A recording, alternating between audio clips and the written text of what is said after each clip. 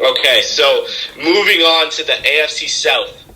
Okay. Now, this is one that I personally, I debated, almost more than the Ravens and Steelers argument, and that was the Colts versus the Titans for me. I ultimately went with the Colts just because I love this team Chris Ballard's put together.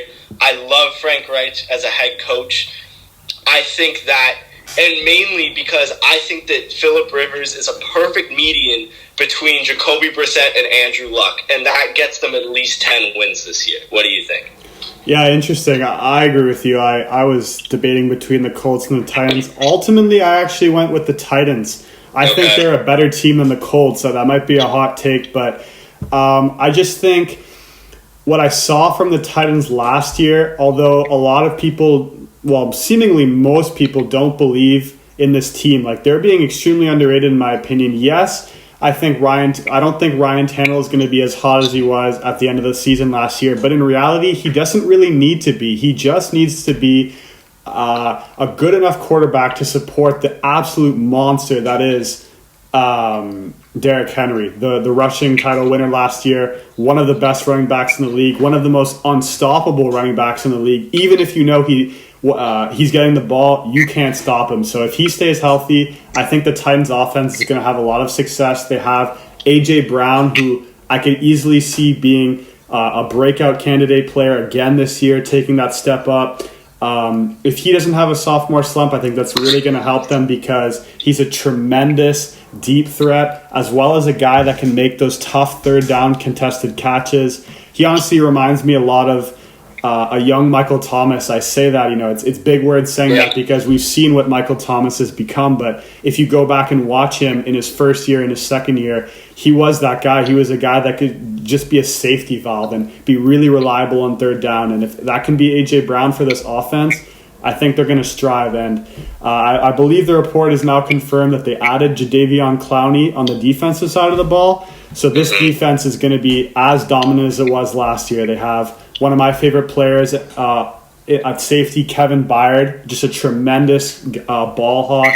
They have a great defensive line, and I honestly think that their defensive coaching too is really underrated. So I'm a big Titans truther. I have them at 11-5, which is probably my boldest pick in this division and the first seed in this conference. And I have the Colts second at 9-7. Whoa, wait. Did you say you have the Titans as the first seed in the conference? No, the first seed in this division, sorry. Okay. No, I don't have them as the first. I have them as the third seed. Okay, okay. At 11-5. Yeah, that makes sense. No, it's good. And you know what? I have the Titans at 10-6. I don't think you're far off bold at all. Their over-under win total is 8.5. I would pound the over on that. I don't see a way that you could possibly bet the under. No, if I'm being perfectly honest, one thing you slightly touched on with the Titans, but man, I love their front seven. Mm-hmm. Rashawn Evans, Jeffrey Simmons. This is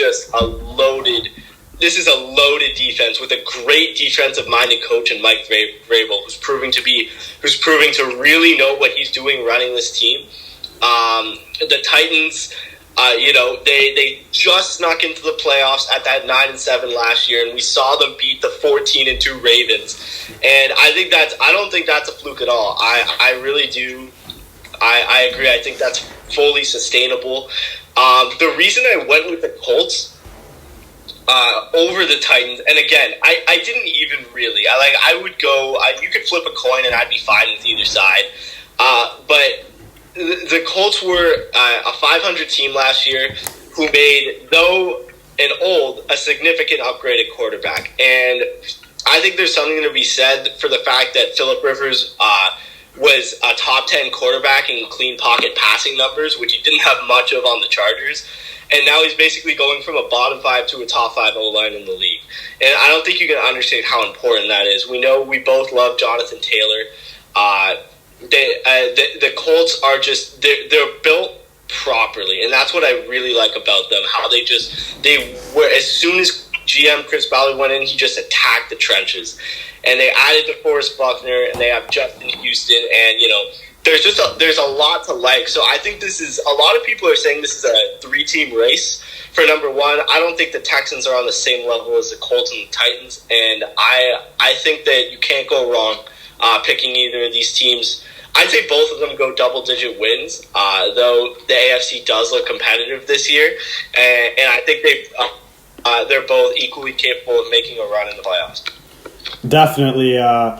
I pretty much agree with everything you said on the Colts, so I'm not going to add too much. I just want to say that I think the addition of DeForest Buckner isn't being talked about enough, because I think he showed last year that he is a top 5 defensive tackle in the NFL. I think I'm comfortable saying that despite his young age, despite the fact that last year was his best season of his career. I don't see any reason why in this system with very, very good coaching in Indy. I mean, obviously San Francisco had some of the best scheme and game planning last year, but it's not like he's going to a situation where the coaching competence and talent is going down. It's not, they don't quite have a Kyle Shanahan, but Frank Reich is a tremendous coach. I think he proved last year that he could win with Jacoby Brissett.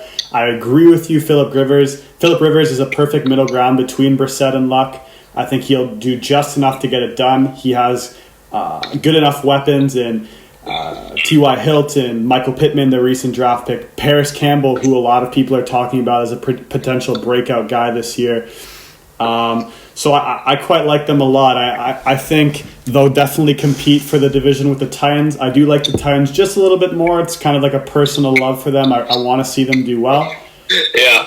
But I agree, and just to touch on the fact that we both agree the Texans aren't really in contention for this division, it's pretty rare to see a good team with the clear best quarterback in the division not compete for the title. But I actually think that's going to be the case this year, even though usually having such a talented and potentially game-altering quarterback in Deshaun Watson should lead you to being the favorites. But jumping into the Texans now, I have them at 7-9. I think that's like the perfect record spot for them. Obviously, they lost DeAndre Hopkins, arguably, in some people's eyes, the best wide receiver in the league, at least a top 5 receiver in pretty much everyone's mind. True playmaker.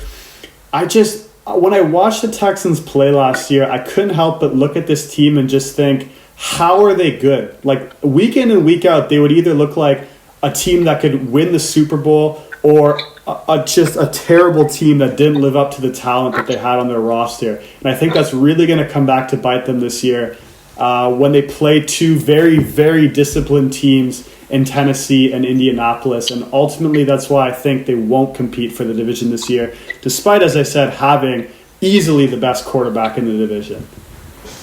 Yeah, and I love that, the way you put that, disciplined teams, because that's exactly what the Colts and Titans are, and that's exactly what the Texans aren't. And that is, without a doubt, the biggest discrepancy between these teams. I have the Texans at 7-9 as well. I mean, you said it perfectly. The Texans going somewhere around 500, a little bit below, is just, I feel like it's such an easy projection, to be honest. I really do. I feel like this is a team that will, put up numbers. They're going to compete in games, but overall they're going to come up with the short end of the stick. And, Bill O'Brien, we talk about him as a GM. He's not much better as a coach.